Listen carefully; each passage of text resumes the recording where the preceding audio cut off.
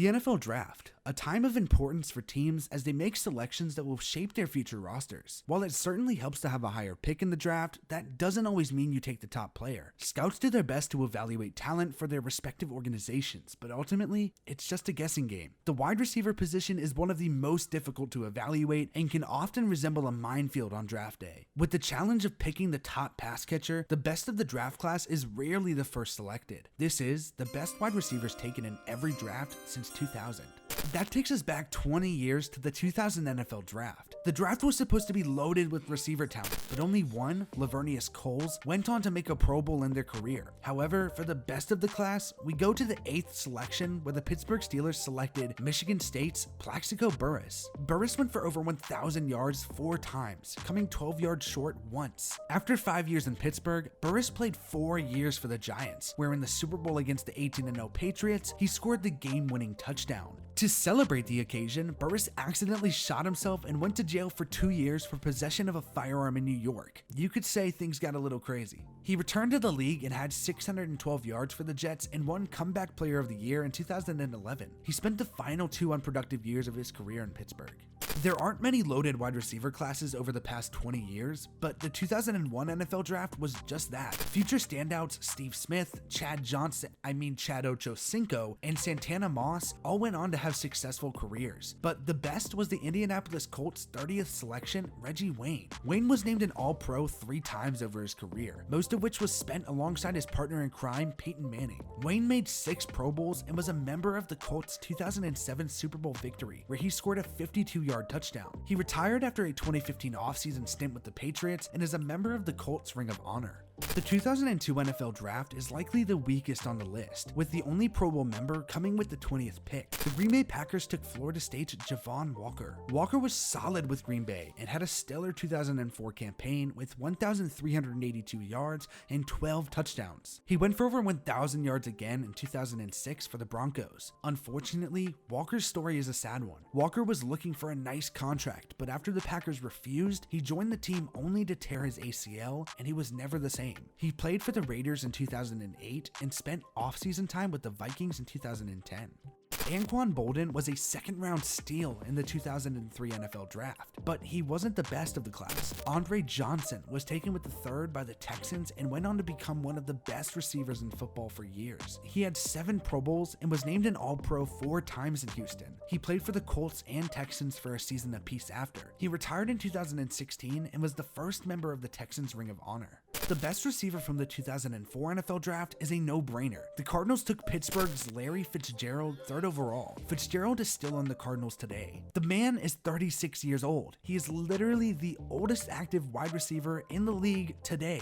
Fitzgerald was a member of the NFL All-Time Team and has made 11 Pro Bowls as well as being named an All-Pro 3 times. Fitzgerald is simply one of the greatest receivers in league history.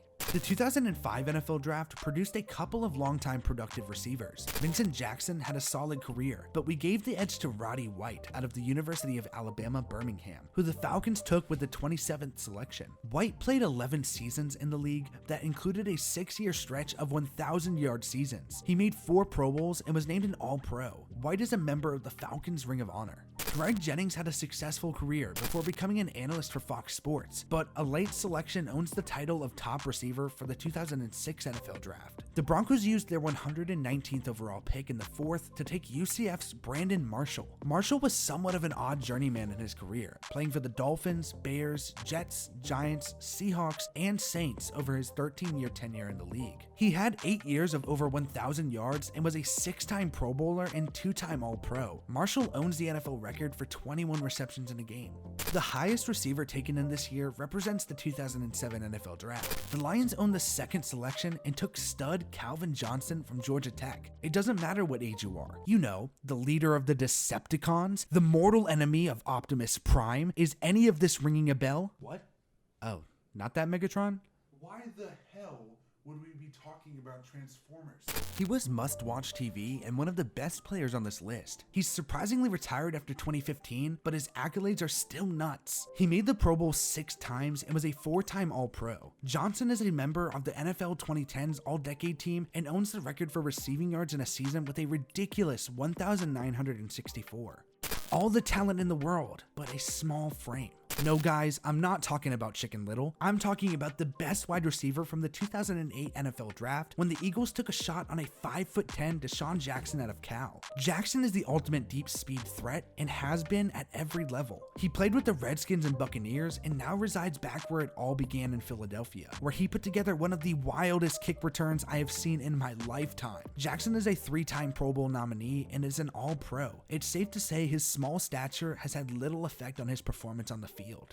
Michael Crabtree gets beat out one-on-one for the top spot from the 2009 NFL Draft. This isn't the first time he's lost one-on-one, however. The Steelers landed the top player of the class with the 84th selection in the 3rd round in Ole Miss wide receiver Mike Wallace. Wallace is by no stretch a star, but groomed into a solid receiver. Wallace went for over 1,000 yards 3 times in his career and made a Pro Bowl, not of which can be said of Sherman. He moved around to the Dolphins, Vikings, Ravens, and Eagles before finishing his career with over 8,000 yards.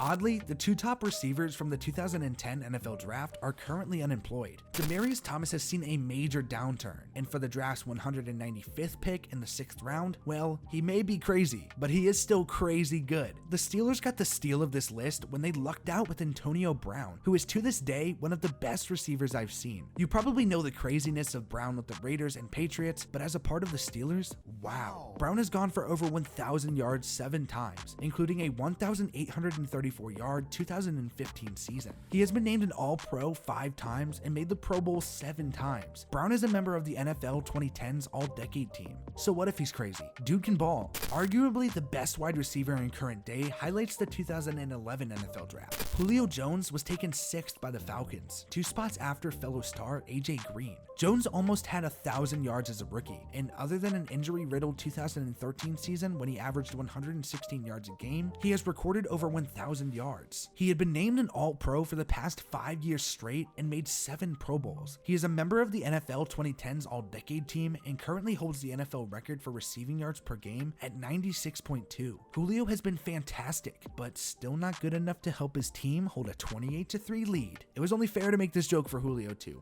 okay? Don't get mad at me. T.Y. Hilton, the Colts' 92nd selection in the 3rd round, wound up being the best receiver from the class. Hilton has been great since entering the league, and while not one of the game's elite pass catchers, he has been a good, reliable target for quite some time. In fact, he's lasted longer in the league than his draft partner Andrew Luck. Whether that's an accomplishment or just bad luck, I have no clue. He led the NFL in receiving yards in 2016, one of his 5 seasons with over 1,000 yards. Hilton is yet to be named an All-Pro, but has appeared in 4 Pro Bowls. Keenan Allen gets honorable mention for the 2013 NFL Draft, but new Cardinals acquisition Deandre Hopkins was the best to come from the class after the Texans took him 27th out of Clemson. Hopkins has become one of the best wide receivers in the NFL and hasn't gone for less than 800 yards in his career. He's best known for recently being traded for a toaster and half of a sandwich to the Cardinals in one of the most lopsided trades I have seen in a while. Hopkins has been named an All-Pro and to the Pro Bowl 4 times each. Next year, he'll begin his time in Arizona as a part of an air raid offense. The sky's the limit for Hopkins in the future.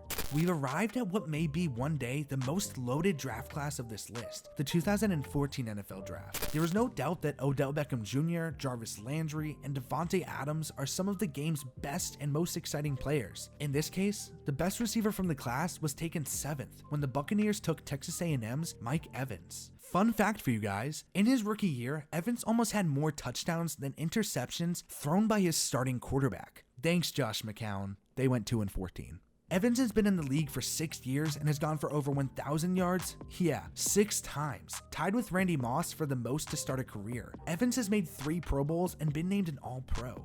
The 2015 NFL Draft featured late gem Stephon Diggs, but the best was, in this case, the first off the board at pick 4, where the Raiders selected Amari Cooper out of Alabama. Cooper was the first Raiders rookie to ever record over 1,000 yards, and he followed it up the following season. After a lackluster 2017 season, a lot in part to a lingering ankle injury, Cooper was traded to the Cowboys during the 2018 season. In a year and a half in Dallas, Cooper has made a huge difference and found a home. He has gone for over 1,000 yards 4 or 5 seasons and has made 4 Pro Bowls. Imagine how good he would be if Carson Wentz was his quarterback. It's a joke, guys. Take a breath.